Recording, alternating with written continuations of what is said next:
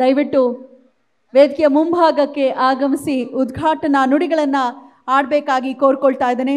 ನಮ್ಮ ಪ್ರೀತಿಯ ಹೆಮ್ಮೆಯ ಸಚಿವರು ಡಾಕ್ಟರ್ ಎಚ್.ಸಿ. ಮಹದೇವಪ್ಪ ಸರ್ ಅವರ ನಲ್ನುಡಿಗಳನ್ನು ಈಗ ಕೇಳೋಣ. ಪ್ರೀತಿಯ ಚಪ್ಪಾಳೆಯೊಂದಿಗೆ ಅವರನ್ನ ಬರಮಾಡಿಕೊಳ್ಳೋಣ. ಮಾತುಗಳಾದ್ಮೇಲೆ ಇನ್ನು 4 ಜನ ವಿಶೇಷವಾದ UPSC ಸಾಧಕರಿಗೆ ಗೌರವಿಸಲಾಗುತ್ತೆ. ಈಗ ನಾವು ನೀವೆಲ್ಲ ಒಟ್ಟಿಗೆ ಸೇರಿ ಡಾಕ್ಟರ್ ಎಚ್.ಸಿ. ಮಹದೇವಪ್ಪನವರ ಮಾತುಗಳಿಗೆ ಕಿವಿಯಾಗೋಣ.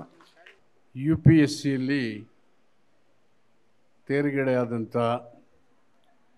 ಎಲ್ಲ 41 ಜನ ಅಭ್ಯರ್ಥಿಗಳಿಗೆ, ಅವರ ತೇರ್ಗಡೆಗೆ ಕಾರಣೀಭೂತರಾದಂಥ ತರಬೇತಿ ಸಂಸ್ಥೆಗಳಿಗೆ, ಅವರ ಪೋಷಕರಿಗೆ, ತಂದೆ ತಾಯಿಗಳಿಗೆ ಹೃತ್ಪೂರ್ವಕವಾದಂಥ ಅಭಿನಂದನೆಗಳನ್ನು ಸಲ್ಲಿಸ್ತೇನೆ. ಈ ಕಾರ್ಯಕ್ರಮದಲ್ಲಿ ಮುಖ್ಯವಾಗಿ ಈ ಒಂದು ಇಂಡಿಯಾ ಫಾರ್ IAS ಈ ಸಂಸ್ಥೆಯ ಅಧ್ಯಕ್ಷರಾದಂಥ ಡಾಕ್ಟರ್ CS ಕೇದಾರ್ ಅವರು ಕೇಂದ್ರ ಬಿಂದುವಾಗಿ ವೇದಿಕೆ ಮೇಲೆ ಇದ್ದಾರೆ. ಅವರ ಜೊತೆಯಲ್ಲಿ ಇನ್ನೊಬ್ಬ ನಿವೃತ್ತ IFS ಅಧಿಕಾರಿಗಳಾದಂಥ ಉಪಾಧ್ಯಕ್ಷರಾಗಿ ಡಾಕ್ಟರ್ GS ಶ್ರೀಕಂಠಯ್ಯನವರು ಇದ್ದಾರೆ. ಸಹ ಸಂಸ್ಥಾಪಕರು ಶ್ರೀನಿವಾಸ್ ಅವರು, ಬಾಬು ಸಂದೀಪ್ ಅವರು, ಶ್ರೀಪಾಂತ್ ಶ್ರೀನಿವಾಸ್ ಅವರು, ನವೀನ್ KM ರವರು, ನಯನ್ ಕುಮಾರ್, ಮಂಜುನಾಥ್ ಅವರು, ಡಾಕ್ಟರ್ ನಾರಾಯಣಗೌಡರು ನಿವೃತ್ತ ಪ್ರಾಂಶುಪಾಲರು ಮತ್ತು ಸುರೇಶ್ ಜಗತ್ ಶೆಟ್ಟರವರು, VC ಹಾವೇರಿ ಗಣ್ಯರೆಲ್ಲ ವೇದಿಕೆ ಮೇಲೆ ಇದ್ದಾರೆ. ನಮ್ಮ ಡಾಕ್ಟರ್ ಕೇದಾರ್ ಅವರು, ನಾನು ಆರೋಗ್ಯ ಮಂತ್ರಿಯಾಗಿದ್ದೆ 94-99 ಅಲ್ವಾ ಕೇದಾರ್ ಅವರೇ? ಕ್ಯಾಬಿನೆಟ್ನಲ್ಲಿ ಒಂದು ಪ್ರಮುಖವಾದಂಥ ಪವರ್ ಪಾಯಿಂಟ್ನ ಡೆಮೋ ಇತ್ತು. ಆ ಡೆಮೋನ ಎಷ್ಟು ಸುಲಭವಾಗಿ ಅವರು ವಿಶ್ಲೇಷಣೆ ಮಾಡ್ತಿದ್ರು ಅಂತ ಹೇಳಿದ್ರೆ, ಈಗ ನಮ್ಮಮ್ಮ ಶಾರದೆ ಅಂತ ಹಾಡು ಹೇಳ್ತಾರಲ್ಲ ಗುರುಗಳು, ಅವ್ರ ಹೆಸರೇನು? ಅವರೆಲ್ಲ ಕಡ್ರಿ ಸ್ವಾಮಿಗಳು,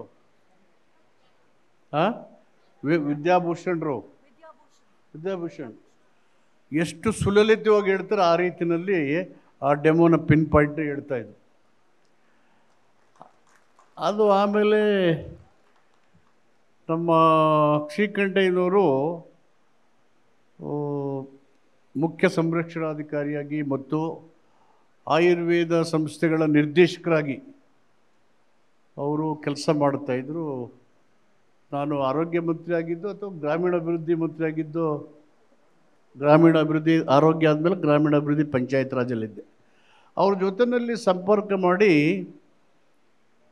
ಕೇಂದ್ರ ಸರ್ಕಾರದ ಜೊತೆಗೆ ಇಂಡಿಯನ್ ಸಿಸ್ಟಮ್ ಆಫ್ ಮೆಡಿಸಿನ್ಸ್ನ ಡೆವಲಪ್ ಮಾಡಬೇಕು, treatment without expenditure and medicine ಆ ಕಾನ್ಸೆಪ್ಟನ್ನ ಡೆವಲಪ್ ಮಾಡಬೇಕು, because India is A developing country ಅಂತ ಹೇಳಿ ನಾನು ಹೆಲ್ತ್ ಮಿನಿಸ್ಟರ್ದಾಗ ಆರ್ಗ್ಯೂ ಮಾಡಿ ಇಂಡಿಯನ್ ಸಿಸ್ಟಮ್ ಮಾಡಿದ್ದೆ. ಅವ್ರ ಜೊತೆಲಿ ಸಂವಾದ ಮಾಡಿ ಈ ಥರ ನೀವು ಪ್ಲ್ಯಾಂಟೇಷನ್ ಮಾಡಿ ಅಂತೇಳಿ ಪರ್ಸ್ನಲ್ಲಾಗಿ ಎಲ್ಲ ಡೆವಲಪ್ ಮಾಡ್ತಾಯಿದ್ರು ಈ ಒಂದು ಪ್ಲ್ಯಾಂಟೇಷನ್.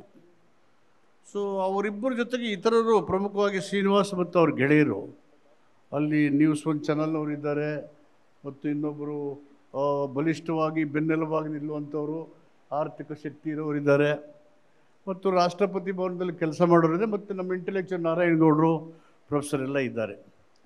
ಈ ಟೀಮ್ ನೋಡಿದಾಗ ಮತ್ತು ಇಲ್ಲಿ ಯಂಗ್ಸ್ಟರ್ಸ್ ನೋಡಿದಾಗ ಡೆಫಿನೆಟ್ಲಿ ನಮಗೆ ಯುವಕರಿಗೆ ಇನ್ನೂ ಭವಿಷ್ಯ ಇದೆ ಅಂತ ಅನ್ನಿಸ್ತಾ ಇದೆ. 18ರಿಂದ 35 ವರ್ಷದ ವಯೋಮಾನದವರು ಭಾರತ ದೇಶದ ಜನಸಂಖ್ಯೆ 42% ಇದ್ದಾರೆ. ಸೊ ಭಾರತದ ಭವಿಷ್ಯ ಇರೋದು ಯುವಕರ ಮೇಲೆ. ಯುವಕರ ಭವಿಷ್ಯ ಸರಿಯಾಗಿ ನಿರ್ಧಾರ ಆದರೆ ಭವಿಷ್ಯದ ಬಗ್ಗೆ ನಿರ್ಧಾರ ಆಗುತ್ತೆ. ಈಗ ಅಮೇರಿಕದ ಅಧ್ಯಕ್ಷರು ಒಬಾಮಾ ಇದ್ದರು, ಅವರು ಭಾರತ ದೇಶಕ್ಕೆ ಬಂದರು. ಭಾರತದ ಸಂಸತ್ತಿನ 2 ಸದನಗಳನ್ನು ಉದ್ದೇಶಿಸಿ ಅವರು ಭಾಷಣ ಮಾಡಿದರು. ಬಾಬಾ ಸಾಹೇಬ್ ಅಂಬೇಡ್ಕರ್ ಅವರು ಬಡವರಾಗಿದ್ದು, ಕಷ್ಟಪಟ್ಟು ಪರಿಶ್ರಮದಿಂದ ಆಳವಾದ ಅಧ್ಯಯನ ಮಾಡಿ ಭಾರತ ದೇಶದ 140 ಕೋಟಿ ಜನರ ಹಕ್ಕನ್ನು ರಕ್ಷಣೆ ಮಾಡುವ ಶ್ರೇಷ್ಠ ಸಂವಿಧಾನವನ್ನು ಕೊಟ್ಟಿದ್ದಾರೆ.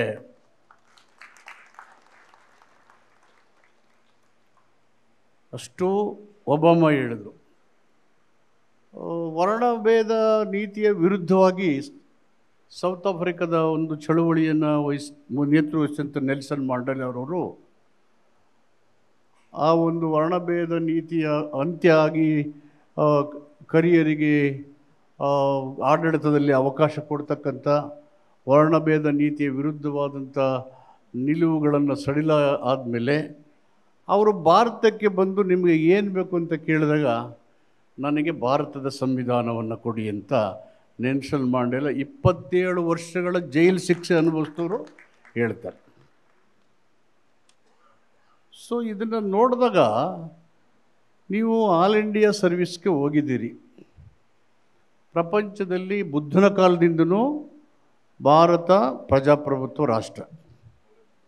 13ನೇ ಶತಮಾನದಲ್ಲಿ ಲಂಡನ್ನಲ್ಲಿ ಕಿಂಗ್ನ ಸರ್ವಾಧಿಕಾರದ ವಿರುದ್ಧ, 18ನೇ ಶತಮಾನದಲ್ಲಿ ರಷ್ಯಾ ರೆವಲ್ಯೂಷನ್ ಆಯಿತು, ಫ್ರಾನ್ಸ್ ರೆವಲ್ಯೂಷನ್ ಆಯಿತು, ನಂತರ ಮ್ಯಾಗ್ನಾ ಕಾರ್ಟಾ ಮಾಡಿದ್ರು, House of Lords and out of Commons to establish democracy.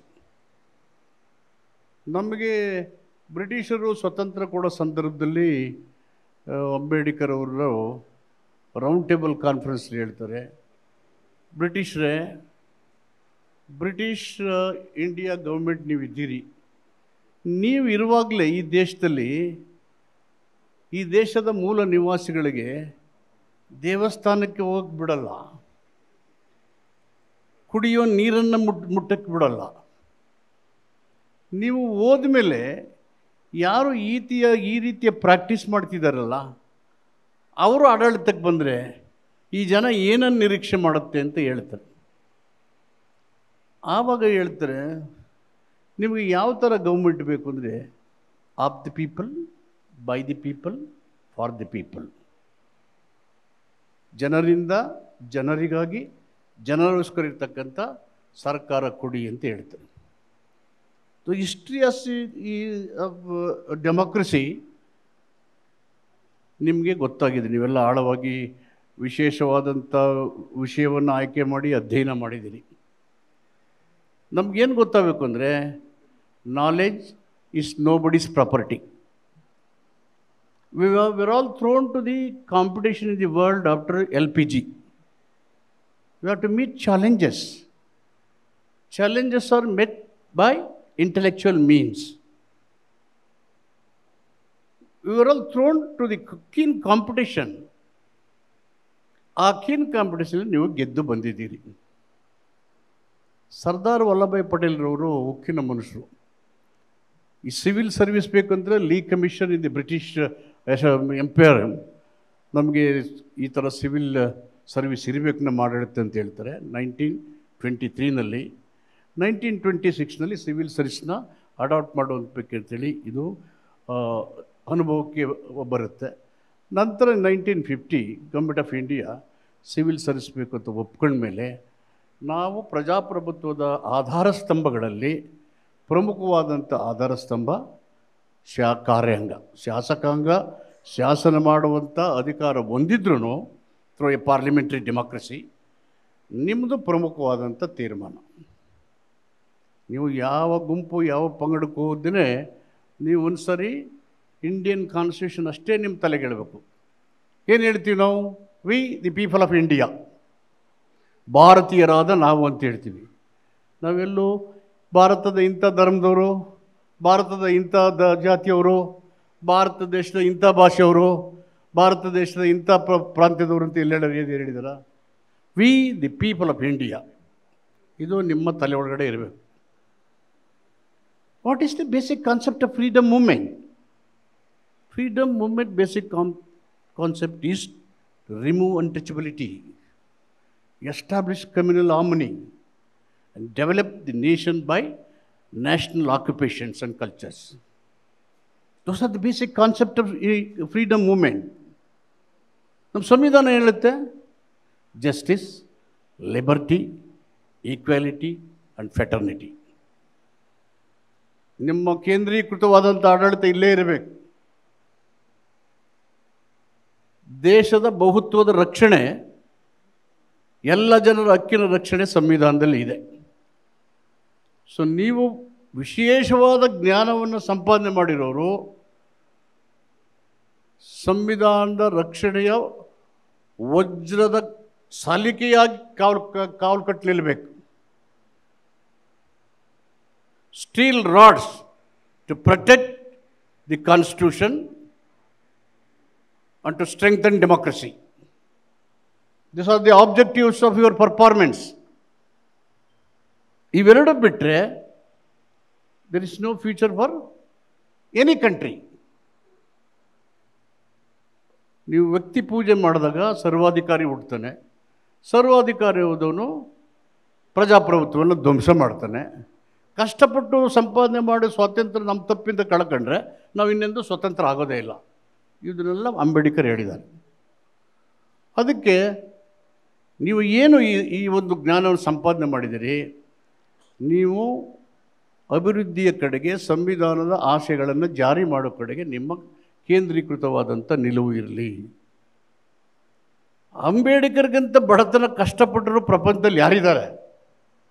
50,000 books he referred in the world. He is the number one person in the world who spent majority of his time in the library. Referred as many as 50,000 books. Reserve Bank April 30th he established. ಅದು ನಾವು ಮೂರ್ಖರ ದಿನ ಅಂತ ಕರಿತೀವಿ. When the Reserve Bank, Hilton Young Commission, when there was an economical distress, the British government appointed a Hilton Young Commission to revive the economy of the world. Best economists were called by the commission. Baba Saheb Ambedkar also went out of 11 experts who were present. Then he presented his thesis on rupee and its values.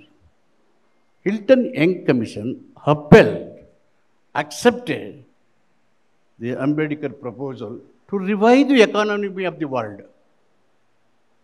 ಅವ್ರಿಗೆ ಆ ಥರ ಕೊಟ್ಟಿರ್ಬೇಕು. ನಮ್ಮ ದೇಶದಲ್ಲಿ ಹೊಡೆದಾಡ್ತಾ ಇದ್ದೀವಿ, ಕಿತ್ತಾಡ್ತಾ ಇದ್ದೀವಿ.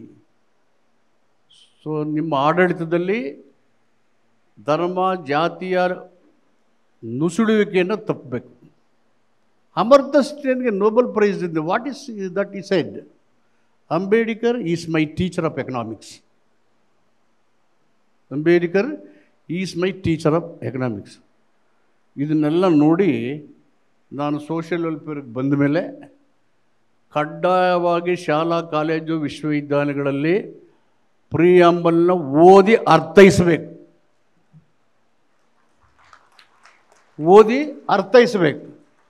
ಯಾರಿಗೂ ಓದ್ತಾ ಇರಲಿಲ್ಲ 75 ವರ್ಷದಲ್ಲಿ. 3 ವರ್ಷದ ಮಕ್ಕಳು ಜನಗಣಮನ ಹೇಳ್ದಂಗೆ ಹೇಳ್ತಾವ್ರೆ. ಈಗ I held a national conference and I invited Martin Luther King III in 2017 when he was a PWD minister. ಭಾರತದ ಸಂವಿಧಾನ ಪ್ರಪಂಚದ ಮೂಲೆ ಮೂಲೆಗೆ ಹೋಗಬೇಕು. ಅದೆಷ್ಟು ಶ್ರೇಷ್ಠವಾಗಿದೆ.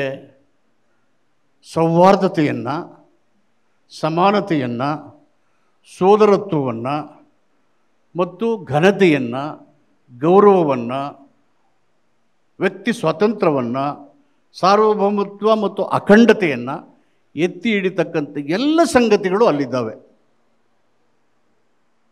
ವಿಶ್ವಸಂಸ್ಥೆ ಅಂಬೇಡ್ಕರ್ ಅವರ ಜನ್ಮ ದಿನಾಚರಣೆ ಮಾಡಿ ಅವ್ರು ಯಾರು ಮಾಡಲಿಲ್ಲ. ಅವ್ರು ಮಾಡಿ ಏನು ಹೇಳಿದರು ಅವರು? We have to come back to inequality and to mark to goal of sustainable development. ಅಸಮಾನತೆಯನ್ನು ತೊಡೆದು ಸಮಾಜ ನಿರ್ಮಾಣದ ಗೋಲಿನ ಕಡೆಗೆ ನಮ್ಮ ಆಡಳಿತದ ಹೆಜ್ಜೆ ಇಡಬೇಕು ಅಂತ ವಿಶ್ವಸಂಸ್ಥೆ ಹೇಳಿದೆ. ನಮ್ಮಲ್ಲೇ ಇದೆ ಎಲ್ಲ ಇದ್ದರೂ ಕೂಡ ನಾವು ಇನ್ನೂ ಕಿತ್ತಾಡ್ತಾ ಇದ್ದೇವೆ. ಬಡತನ, ಡಿಸ್ಕ್ರಿಮಿನೇಷನ್, ಝಿನೋಫೋಬಿಯಾ, ಸೆಗ್ರಿಗೇಷನ್, ಅಟ್ರಾಸಿಟೀಸ್, ಅನೇಕ ಸಂಗತಿಗಳು ನಮ್ಮನ್ನು ಕಿತ್ತು ತಿಂತಾ ಇದ್ದಾವೆ. ಎಲ್ಲ ಸಮಸ್ಯೆಗಳು ಇಲ್ಲಿ ಇದ್ದಾವೆ, ಪರಿಹಾರಗಳು. ಅದಕ್ಕೆ ಅಂಬೇಡ್ಕರ್ ಏನು ಹೇಳಿದರು, ಮೀಸಲಾತಿ ಒಂದರಿಂದ ನನಗೇನು ಸಂತೋಷ ಆಗೋದಿಲ್ಲ. ಆದರೆ ಎಲ್ಲಿಯ ತನಕ ಜನ ನಿರ್ಣಾಯಕ ಸ್ಥಳಗಳಲ್ಲಿ ಕೂತ್ಕೊಳ್ಳೋದಿಲ್ಲ ಸರಿಯಾದವರು, ಅಲ್ಲಿ ತನಕ ನನಗೆ ಸಂತೋಷ ಇಲ್ಲ. Policy making chair, those people who have been selected for all India service are going to sit on a policy making chair. ಪ್ರಜಾಪ್ರಭುತ್ವ ಅಂದ್ರೇನು? ಬಲಾಢ್ಯರಿಂದ ಬಲಹೀನರಿಗೆ ರಕ್ಷಣೆ ಕೊಡುವ, ಬದಲಾವಣೆ ತರುವ ಪ್ರಬಲವಾದ ಆಡಳಿತದ ವ್ಯವಸ್ಥೆ. ಬಲಾಢ್ಯರಿಂದ ಬಲಹೀನರಿಗೆ ರಕ್ಷಣೆ ಮತ್ತು ಜೀವನ ಮಾರ್ಗೋಪಾಯಗಳ ಬದಲಾವಣೆ ಮಾಡುವ ಬಲವಾದ ಆಡಳಿತದ ವ್ಯವಸ್ಥೆ. ಇದನ್ನು ನೀವು ಮನನ ಮಾಡಿ ನಿಮ್ಮ ಎಲ್ಲ ಆಲೋಚನೆಗಳನ್ನು ಕ್ರೋಢೀಕರಿಸಿ ರಾಷ್ಟ್ರದ ಅಭಿವೃದ್ಧಿ ಒಂದೇ ಕಾಣಬೇಕು. ಅಂಬೇಡ್ಕರ್ ಎಷ್ಟೊಂದು ಅಧ್ಯಯನ ಮಾಡಿದ್ರು, ಏನು ಬೇಕಾದರೂ ಆಗ್ಬಾರ್ದು. ಈ contributed entire his service to rebuild the nation, to build the nation, to bring about harmony. ಸಮಾನತೆ ಇಲ್ಲದೆ ಇದ್ಮೇಲೆ ಸ್ವಾತಂತ್ರ್ಯಕ್ಕೆ ಏನು ಅರ್ಥ ಇದೆ? ರಾಜಕೀಯ ಸ್ವಾತಂತ್ರ್ಯ ಸಿಕ್ಕಿದೆ, ಅದರ ಸಮಾನತೆ ಇಲ್ಲದೆ ಇದ್ಮೇಲೆ ಸ್ವಾತಂತ್ರ್ಯಕ್ಕೆ ಏನು ಬೆಲೆ ಇದೆ, ಏನು ಅರ್ಥ ಇದೆ? ಅದನ್ನೆಲ್ಲ ಸರಿ ಮಾಡ್ತಕ್ಕಂಥ ಬೀಗದ ಕೈ ನಿಮ್ಮಲ್ಲಿ ಇದೆ. Political power is the master key to all our problems. ಅದಕ್ಕೆ ಅಂಬೇಡ್ಕರ್ ಏನು ಎಲ್ಲ ಹೇಳ್ತಾ ಇದ್ದಾರಪ್ಪ ಪ್ರಪಂಚದಲ್ಲಿ, ದೇಶದಲ್ಲಿ ನನ್ನ ಸಂವಿಧಾನ ಸರಿದೆ ಅಂತ, ಅದು ಕೇಳೋಕ್ಕೆ ಖುಷಿಯಾಗುತ್ತೆ. ಆದರೆ ಅದು ಈಡೇರುತ್ತೆ ಅಂತ ನನಗೆ ಅನಿಸೋದಿಲ್ಲ. ಯಾಕೆಂದರೆ ಅದನ್ನು ಜಾರಿ ಮಾಡೋ ಜಾಗದಲ್ಲಿ ಅದರ ವಿರೋಧಿಗಳೇ ಇದ್ದಾರೆ. ಯೋಗ್ಯರು ಸಮರ್ಥರ ಕೈಯಲ್ಲಿ ಆಡಳಿತ ಇದ್ದಾಗ ನೀವು ನಿರ್ಣಯಗಳನ್ನು, ಯೋಜನೆಗಳ ಅನುಷ್ಠಾನ ಮಾಡುವಾಗ ಯಾರ ಮುಲಾಜಿಗೂ ಒಳಗಾಗದೇ directive principles of the constitution to be protected, the provision of the constitution should be implemented. Buddha ಸಹನೆ, ಕರುಣೆ, ಪ್ರೀತಿಯಿಂದನೇ ಜನರನ್ನು ಒಗ್ಗೂಡಿಸಿದ್ರು, ದೇಶಕ್ಕೆ, ಪ್ರಪಂಚಕ್ಕೆ ಸಂದೇಶ ಕಳೆದ್ರು. ಆ ಥರ ಕಂಪೇಷನ್ ಇರಬೇಕು ನಿಮ್ಮಲ್ಲಿ. ನೀವು ಯಾರೆಲ್ಲ ಪಾಸಾಗಿದ್ದೀರಿ, ಕಂಪ್ಯಾಷನ್, ಪ್ರೀತಿ, ಅನುಕಂಪ, ಸಹನೆ, ಕರುಣೆಯಿಂದ ದೇಶದ ಸ್ವಾತಂತ್ರ್ಯದ ಉದ್ದೇಶಗಳನ್ನು, ಸಂವಿಧಾನ ಆಶಯಗಳನ್ನು ಜಾರಿ ಮಾಡಿ let us rebuild and protect plural India. Thank you very much.